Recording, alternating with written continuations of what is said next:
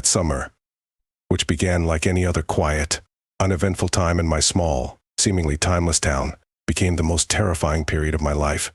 In this town, where everyone knew each other and everything seemed peaceful, nothing ever changed.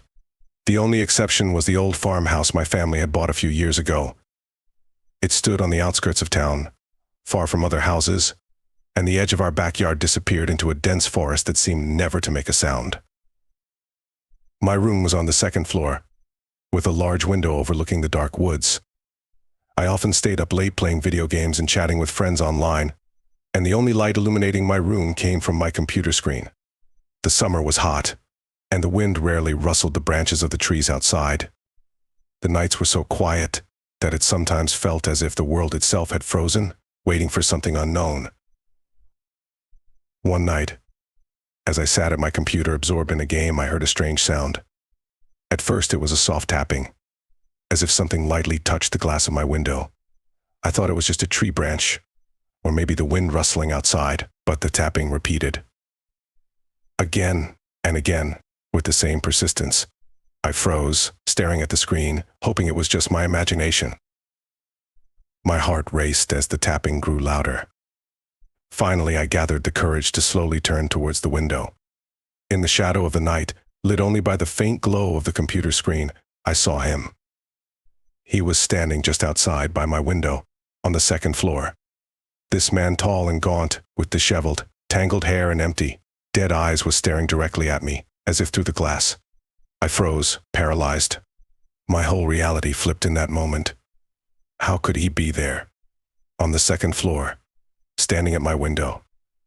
My mind desperately tried to find an explanation, but there was nothing that made any sense. The man outside the window continued to stare straight at me. His face was so pale it seemed to glow in the dark, and his lips slowly began to stretch into a chilling smile. He didn't say a word, but his presence filled my room with an icy cold. I felt panic slowly overtaking me, my heart pounding wildly. My head spun, and my breathing became uneven. I wanted to scream, to call my parents, but my voice was stuck somewhere in my throat.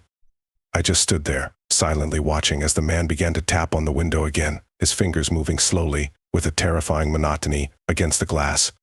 With each tap, his smile grew wider, and his eyes darker, like voids pulling me into their depths. Finally, gathering all my strength, I bolted from the room. Not daring to look back, I ran down the hallway to my parents' bedroom, each step feeling like an eternity. One thought pounded in my head: something had breached our world from the darkness. I burst into my parents' room, gasping for breath, as I hurriedly explained what had happened. My dad, still groggy and confused, grabbed a flashlight and a baseball bat before heading outside. My mom stayed with me, trying to calm me down while we anxiously waited for him to return. Several agonizing minutes passed as he checked the yard and the forest beyond. When he came back, his face was more puzzled than alarmed. He said there was no one outside, no footprints, no signs of anyone being there. They tried to reassure me that it was just a dream or a trick of the light. I knew it wasn't. Something sinister had been out there watching me. I tried to sleep, but every little rustle of wind against the glass made me flinch. I couldn't shake the feeling that I was still being watched. The next few nights passed relatively peacefully. I tried not to think about that figure and kept the curtains tightly closed at all times. But one night I was woken again by the same sound. This time the tapping was more insistent, louder, as if something or someone was determined to get my attention. I didn't want to look out the window again, but the fear of the unknown forced me to turn my head, and there he was, standing in the dark. This time the man was closer.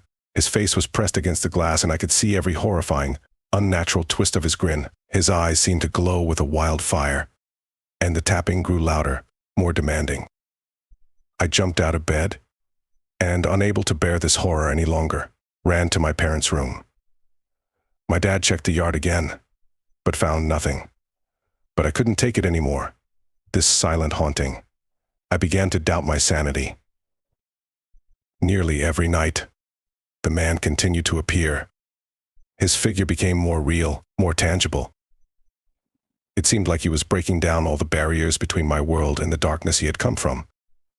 My parents, of course, stopped believing me. I saw it in their eyes. They thought it was just stress or the result of bad dreams. But I knew it was real. Finally, one day, I decided to prove to myself and to them that I wasn't losing my mind. I set up a camera, aimed directly at the window, hoping to capture this man. I turned it on and went to bed, nervously waiting for the next night. I wanted to sleep, but my nerves were stretched to the limit. I was ready for him to show up again. That night didn't take long to come. Around 2:30 in the morning, the familiar tapping woke me up. I didn't dare to look at the window, but the camera was recording everything, and this time I had proof. I heard him tapping on the glass, his breathing faint but audible through the window. The next morning, my heart was racing with anticipation as I quickly played the recording and fast-forwarded to the moment. When I saw him on the video, my entire body froze. He was standing at the window, as always, but on video his movements were horrifyingly unnatural. His figure jerked and glitched, like a bad recording, like a nightmare brought to life from the depths of darkness. It seemed like his body didn't belong to our world. It was merely an illusion covered in shadows. I showed the footage to my parents, and their faces turned pale. They finally understood that I hadn't been making it up. We called the police, but they found no trace of anyone. They couldn't explain how someone could be standing at a second-story window, but I knew it wasn't just any person. After that night, the man stopped appearing, but his image stayed with me. His eyes, his smile, his madness, all of it haunted me, even after we moved to a new house. But there's one thing I know for sure: there are some things that are better left unseen, and that man is one of them.